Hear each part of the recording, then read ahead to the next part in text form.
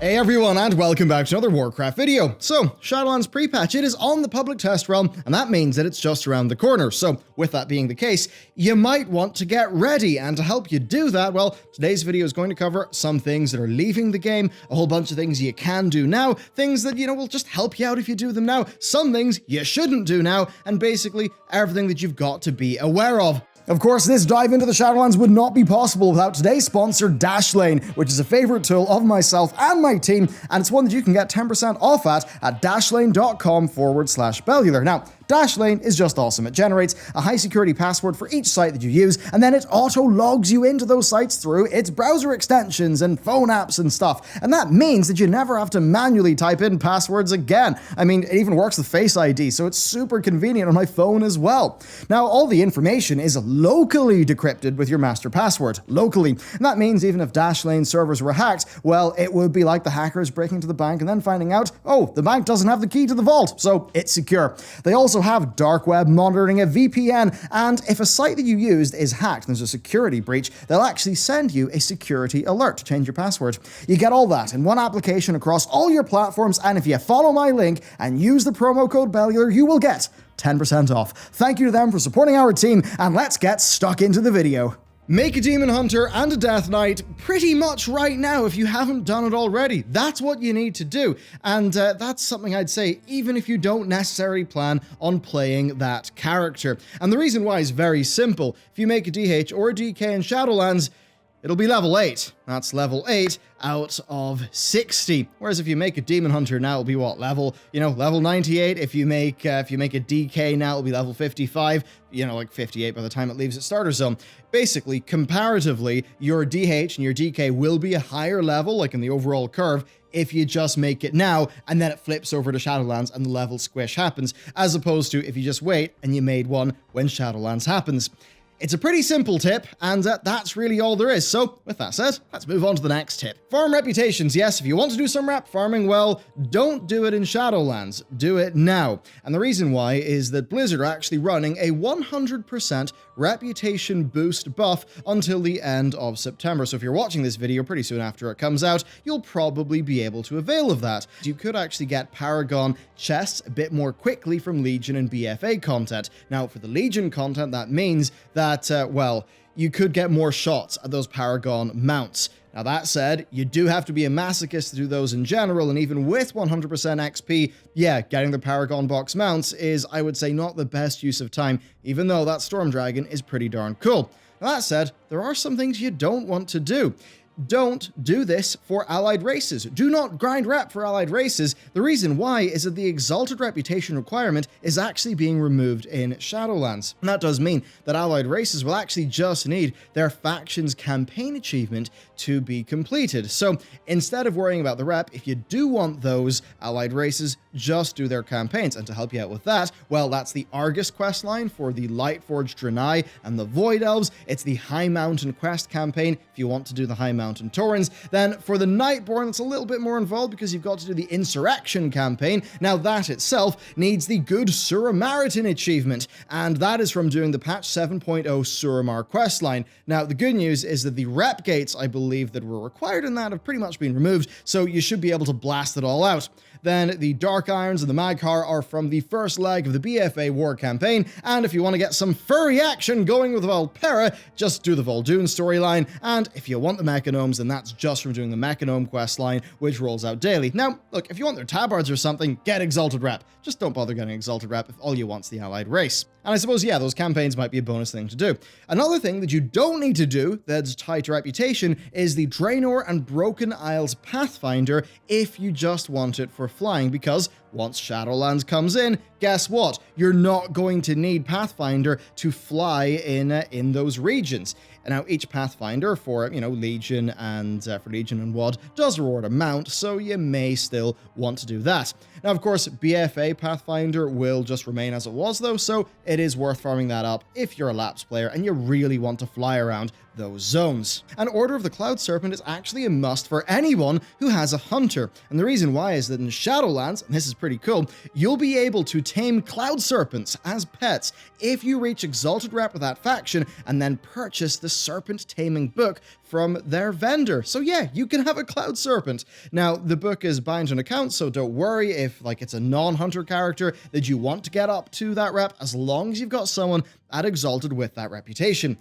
Transmogrification farming is also something that you may want to do, and much of it will actually take you back to the Legion expansion. Now, the reason why is that pre-patch is bringing in some new character customizations and some new transmog options, so you might want a new mog for those character customizations, but also they are freeing up and just doing a little bit more with transmog. So you'll actually be able to transmog Legion artifacts that usually use both hands. So as an example, the Doomhammer separately, because the Doomhammer now will just be a one-handed mace. So as an example, right, you could have, one Demon Hunter Warglaive legendary in one hand, and I don't know, that floppy fish from BFA in another hand. You can do whatever you want.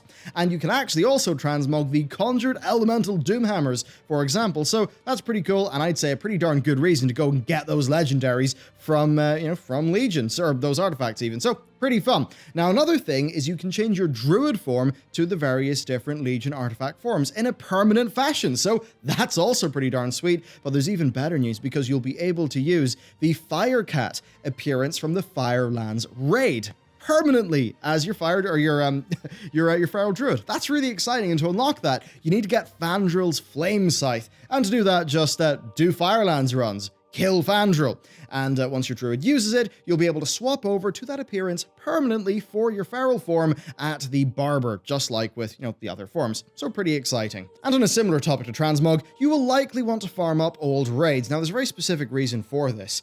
Gold value from Mists of Pandaria raids and Warlords of Draenor raids is going to go down massively, and this also applies to dungeons. So one thing, as an example, that people would do is they would do runs of the Iron Docks and Skyreach to just get raw gold. It was a really pretty decent farm if you wanted to do raw gold farming, but that's all been scaled away, right? The gold value is just not there anymore. Those are not viable ways to earn your gold in Shadowlands, and that does mean that this right now is the last hurrah for old content raw gold farming, and that is something that had been a staple for many players, so certainly a big change is coming there. Now, for transmog interested people, there is a bit of a worry about the legacy loot mode in the PTR right now, but we do believe that that problem will be solved. So if you're just interested in that old content for transmog, yes, it should be just as easy to defeat as it is now, and the legacy loot stuff should work just fine. Of course, there's a chance Blizzard won't fix that in PTR, but if they didn't fix that, they'd be bonkers, so hopefully they will fix that.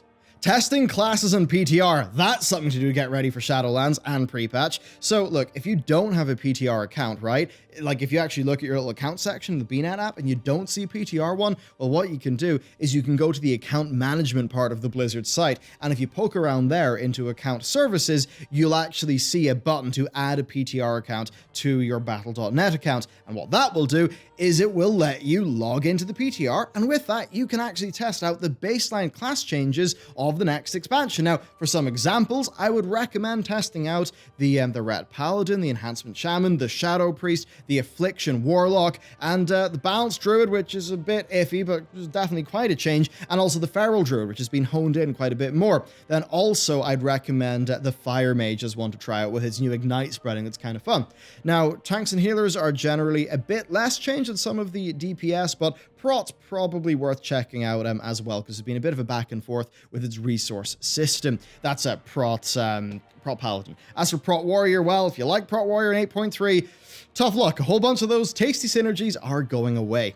Now, the way that this should work is that character copies should be available, and that will mean you'll be able to actually take your existing characters over into the PTR and actually test them with the Shadowlands changes. So that should make for a good comparison, because, you'll have like proper stats and stuff like that. And overall, it'll just help you work out what characters you would like to get ready, or maybe get their item level up, whatever. So it'll be something fun to do, I'd say.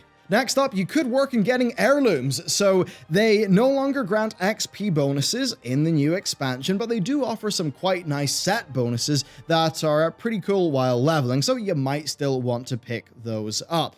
And then as for leveling itself, well, I would generally say that leveling from 0 to 50 is a way more fun experience after the Shadowlands pre-patch changes to leveling, the leveling squish, chromie time, all of that stuff. That is way better. So I would hold off on leveling. Now, if you just do want to get a character power leveled up, then yeah, fair enough, do that. There's loads of methods that do feel kind of busted and super strong right now, just because of how, you know, leveling is a bit weird when you got 120 levels and you go through them all so fast. But generally speaking, the leveling process in Shadowlands from 0 to 50 is super, super fast, and that's going to be something you can experience with the pre-patch. And actually on that, well, one thing you can do to boost your Shadowlands leveling performance, at least for alts, is to get the only XP potion that will work in Shadowlands, and that is the Draft of 10 Lands. Now, this will work up to level 50, and it's a 10% XP boost. Now, you get this with service medals, and these are the Alliance and Horde Warfront, and just sort of war currency. Now, you get those from doing your Warfront weekly quests, and doing the world quests that are located in the Warfront zone. So, of course, that's Arithai and Darkshore.